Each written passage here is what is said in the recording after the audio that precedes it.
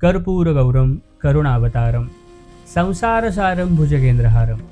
या श्लोकात सांगितल्याप्रमाणे महादेव हे कापुरासारखे पांढरे आहेत, जे करुणेचा साक्षात अवतार आहेत, जे संसाराचा सारांश आहेत.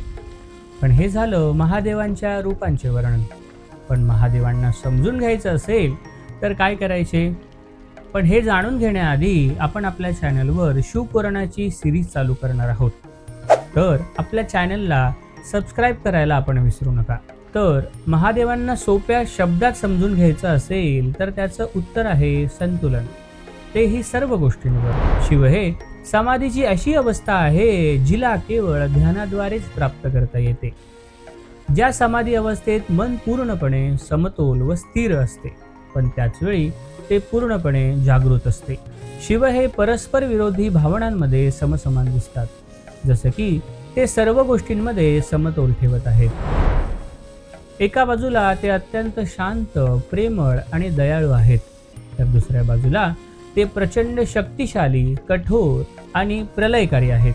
म्हणूनच ते सर्व देवतांमध्ये वेगळे आहेत.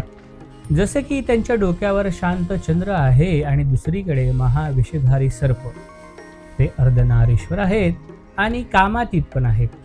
ते गृहस्थ असून देखील स्मशानवासी आहेत. ते भोलेनाथ आशुतोष असून भयंकर रुद्र देखील आहेत. संपूर्ण जगाच्या स्वामी असूनही भौतिक सुखापासून किंवा संपत्तीचा कोणताही मोह नाही. त्यांना प्रसन्न करायला सोन्या नाण्याची गरज नाही, तर फक्त एक तांब्या पाण्याने ते प्रसन्न होतात.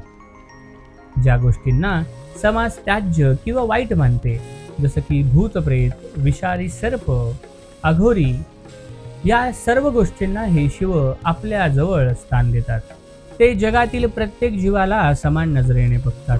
शिवांच्या अर्ध्या शरीरामध्ये शक्ती वास करते. ते शिवांच्या पार्वतीवरचे प्रेम आणि परस्परांबद्दलचा आदर दर्शवते. ते परमात्मा आहेत. ते सर्व शक्तिमान आहेत. ते सर्वव्यापी आहेत. ते महादेव आहेत. थोडक्यात सांगायचं झालं, मनावर चंद्रकलेसारखी शांती, विचारांमध्ये गंगेसारखी पवित्रता, अहंकार आणि भयावर सापासारखं नियंत्रण आणि नश्वर जगाचे भस्मासारखे मान ठेवत संकटाचे विष पचवून जगण्याची कला म्हणजे भगवान शिव. आपल्याला ही गोष्ट आवडली असेल तर कमेंटमध्ये हर हर महादेव लिहायला विसरू नका. आणि अशाच गोष्टींसाठी आपल्या सर्व सिद्धांत या यूट्यूब चॅनलला लाईक, शेअर आणि सबस्क्राईब करा. पुन्हा भेटू. तोपर्यंत नमस्कार.